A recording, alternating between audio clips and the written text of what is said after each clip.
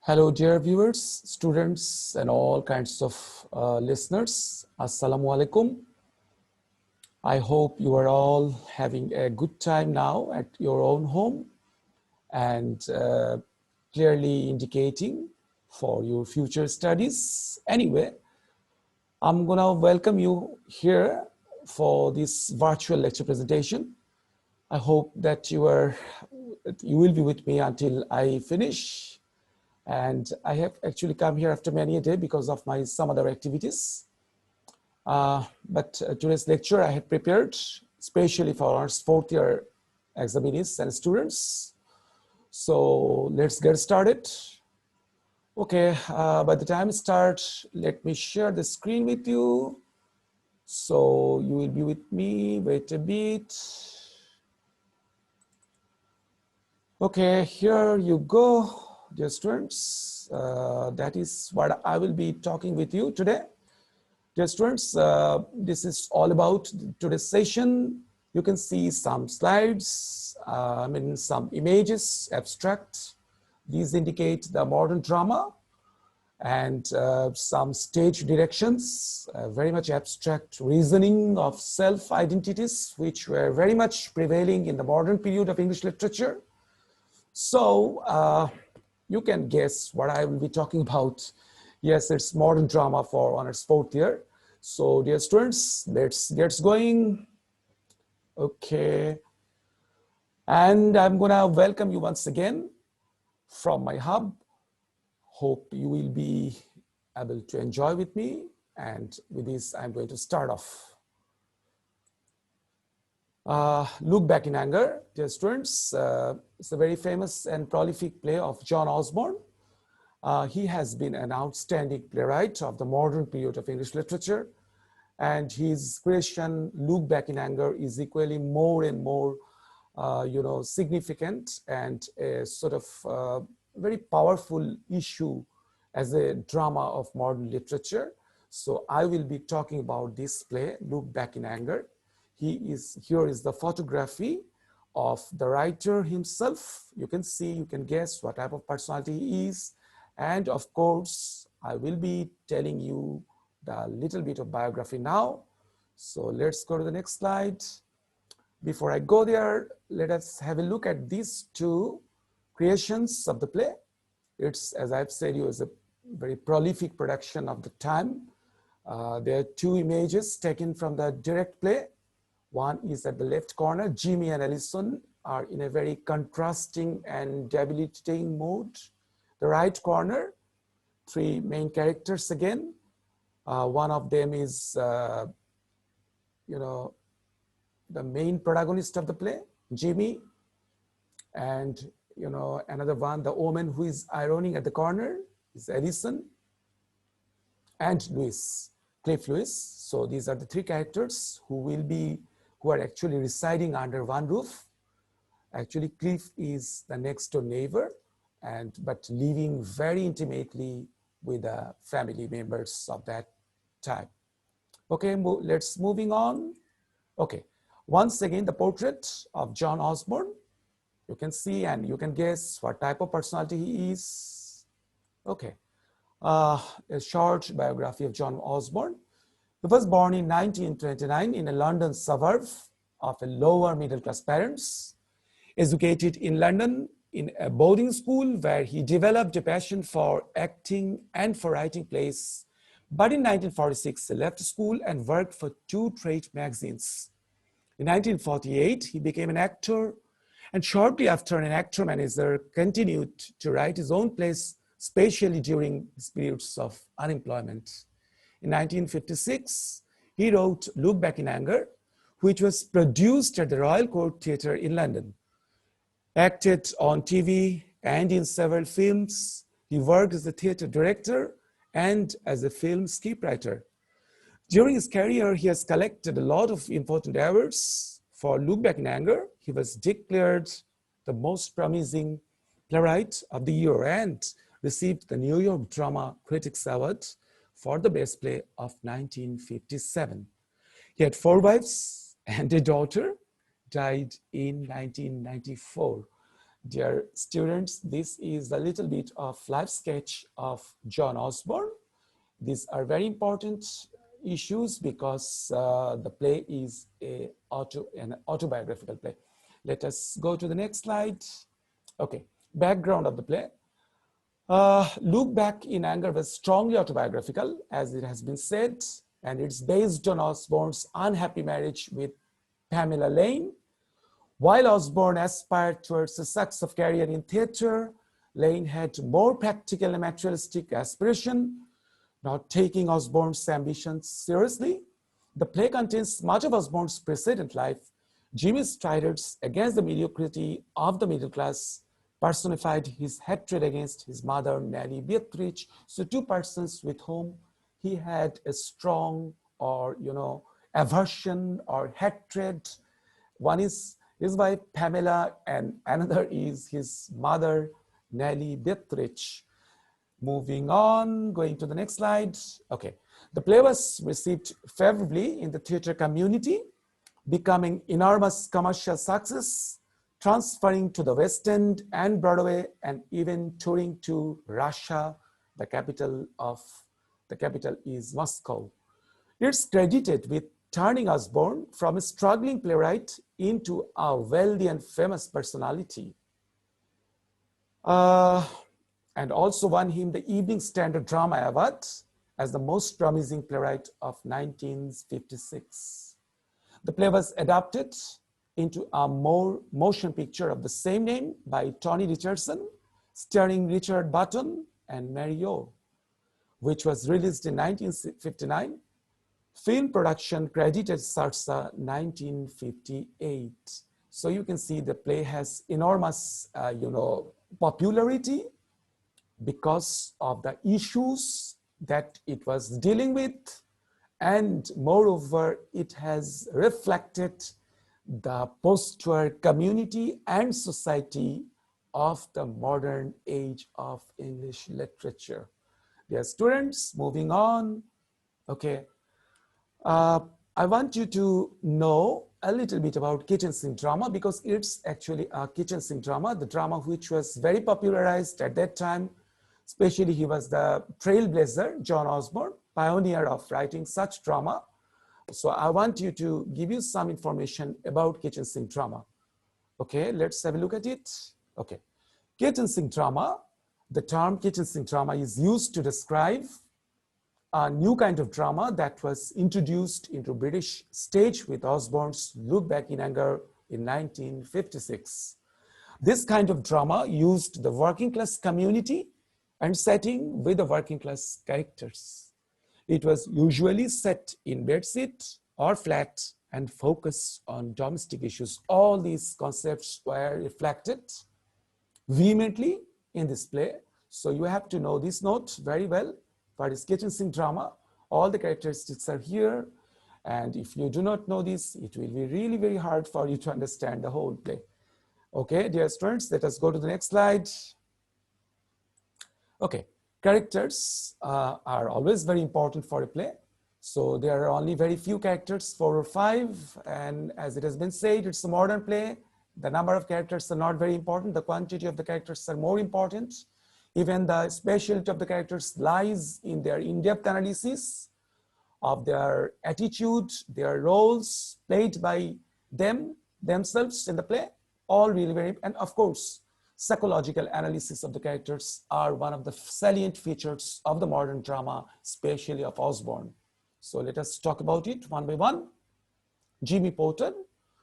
Jimmy Porter is the play's main character protagonist. He is the angry young man who expresses his frustration for the lack of feelings in his placid domestic life.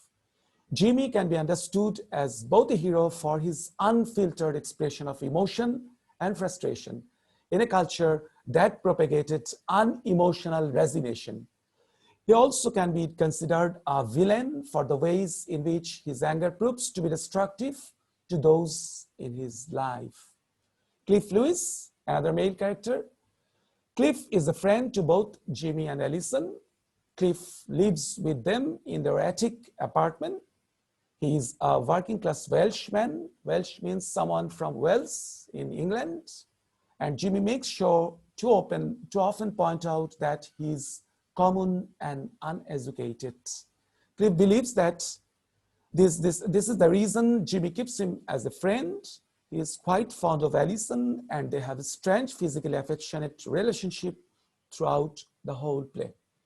Let us go to the rest of the characters. Okay, Allison, which is a very vital and central character of the play.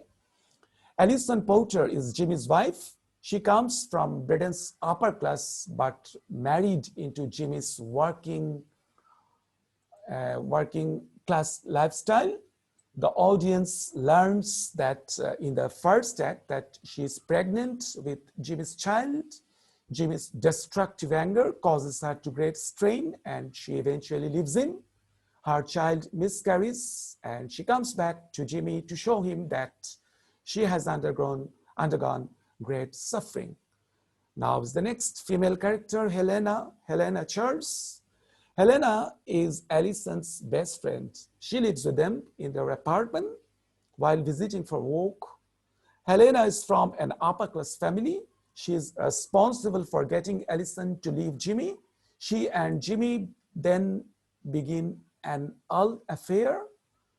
Her sense of morality leads her to leave.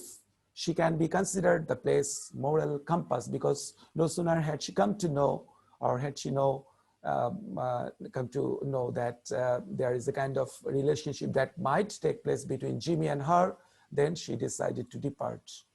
Okay, now is the last character of this play, Cornel Redfern. Cornel Redfern is Allison's father. He represents Britain's great Edwardian past.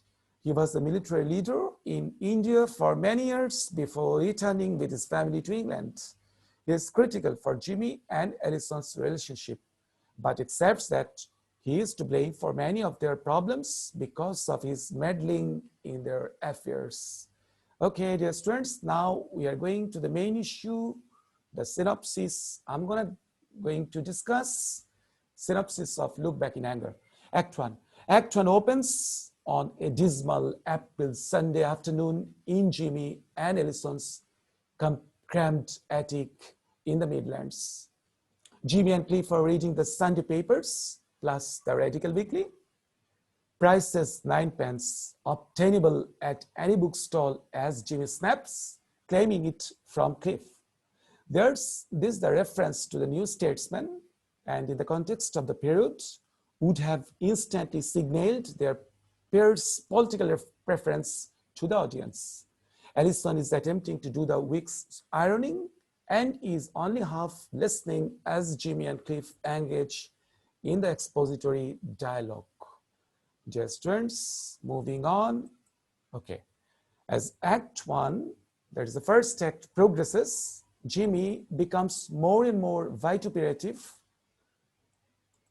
transferring his contempt for Allison's family onto her personally, calling her pusillanimous, and generally belittling her to Cliff.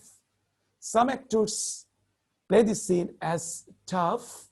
Jimmy thinks everything is just a joke, while others play it as though he really is excoriating her. The tirade ends with physical horseplay, resulting in the ironing board overturning and Allison's arm getting burned. Jimmy exits to play his trumpet off stage. Allison, alone with Cliff, confides that she is accidentally pregnant and can't quite bring herself to tell Jimmy. Cliff urges her to tell him. When Jimmy returns, Allison announces that her actress friend Helena Charles is coming to stay, and Jimmy despises Helena even more than Allison. He flies into a rage. Next. Okay, Act 2 now. You can see how the characters are exposed and more, getting introduced to us. This is the characteristic of such play. Characters are introduced more vehemently, more powerfully with their dialogues and with their actions. And we are now moving on to Act 2. Act 2 opens on another Sunday afternoon with Helena and Allison making lunch. In a two-handed scene, Allison says that she decided to marry Jimmy. because of her own minor rebellion against her upbringing and her admiration for Jimmy's campaigns against the dereliction of life in post-war England. She describes Jimmy to Helena as a knight in shining armor. Helena says firmly, "You have got to fight him." These are all really very symbolic. Jimmy enters and the tirade continues. Tirade means actually brawl, B-R-A-W-L. It means the mental altercation or a sort of quarrelsome attitudes. Okay. In his Act 1, material could be played as a joke. There is no doubt about the intentional viciousness of his attacks on Helena. When the women put on hats and declare that they are going to church, Jimmy's sense of betrayal peaks. When he leaves to take an urgent phone call, Helena announces that she has forced the issue. She has sent a telegram to Alison's parents asking them to come and rescue her. Alison is stunned but agrees that she will go. You can see that the drama or the play is actually going to reach its peak. The characters are more and more forceful and getting to move on. We are moving to the next slide. Okay, I'm going to continue the next slide. This slide is actually continuing the Act 2. The next evening,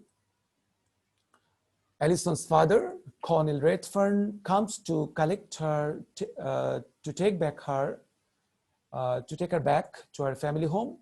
The playwright allows the colonel to come across as quite a sympathetic character, albeit totally out of touch with the modern world.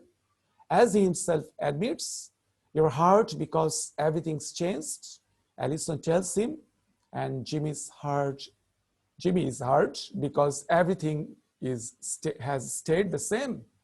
Helena arrives to say goodbye, intending to leave very soon herself. Alison is surprised that Helena is staying on for another day, but she leaves, giving Cliff a note for Jimmy. Cliff, in turn, hands it to Helena and leaves, saying, "I hope he rams it up your nostrils." The writer has used a little bit of comic relief or comic outbursts in order to remove the mental, or, in order to get some sort of mental recreation to the characters. Otherwise, the play would have been completely, bored and monotonous. So the writer has used a little bit of comic relief, comic entertainment, in order to make his characters more and more actually participated in the play. Almost immediately, Jimmy bursts in, his contempt at finding a goodbye note, making him turn to Helena again, warning her to keep out his way until she leaves. Helena tells him that Alison is expecting a baby, and Jimmy admits grudgingly that he is taken aback. However, his tirade continues. The first come to physical blows, and then as the Act 2 curtain falls, Jimmy and Helena are kissing passionately and falling on the bed. Okay, now moving on to the last act of the play, that is Act 3. Act 3 opens as a deliberate replay of Act 1, but this time with Helena at the ironing board, and she is wearing Jimmy's Act 1 red shirt. Months have passed. Jimmy is notably more pleasant to Helena than he was to Alison in Act 1. She actually laughs at his jokes, and the three of them, Jimmy, Cliff, and Helena, get into a musical hall comedy routine that obviously is not improvised. Cliff announces that he has decided to strike out on his own. As Jimmy leaves the room to get ready for a final night out for the three of them, he opens the door to find Alison looking like death, horrible. He snaps over his shoulder. "Friend of yours to see you," abruptly leaves. Alison explains to Helena that she lost the baby. One of Jimmy's quest speeches in Act 1 expressed the wish that Alison would conceive a child and lose it. The two women reconcile, but Helena realizes that what she has done is immoral, and she in turn decides to leave. She summons Jimmy to hear her decision, and he lets her go with a sarcastic farewell. The play ends with a sentimental reconciliation between Jimmy and Allison. They revive an old game they used to play before, pretending to be bears and squirrels, and seem to be in a state of truce. Truce means their relationship resumed happily, but only for a while. Well, this is the end of the play. The play has given a lot of implications about the family life, the contrasting and the demoralizing relationships among the characters, especially Jimmy, Allison, and Helena. Actually, we have seen that the end of the play is a little bit more relief for us, but we don't know how long will that relief last over, because we have seen both Jimmy and Allison has come to terms. They have started again playing bear and squirrel games, which were very popular among them. Whenever they were in problems or crisis, they used to play the games, but it was only for some little bit of the moment. It is not a total solution for them. The dramatist didn't give us a solution altogether. With these, the drama acts, and this is the characteristic of such drama, kitchen sink or modern drama, sort of absurd drama.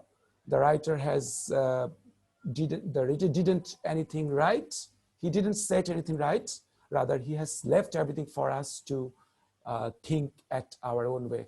So with this, I'm going to conclude today's session, dear students. I hope you have got adequate information of your preparation for the final exam.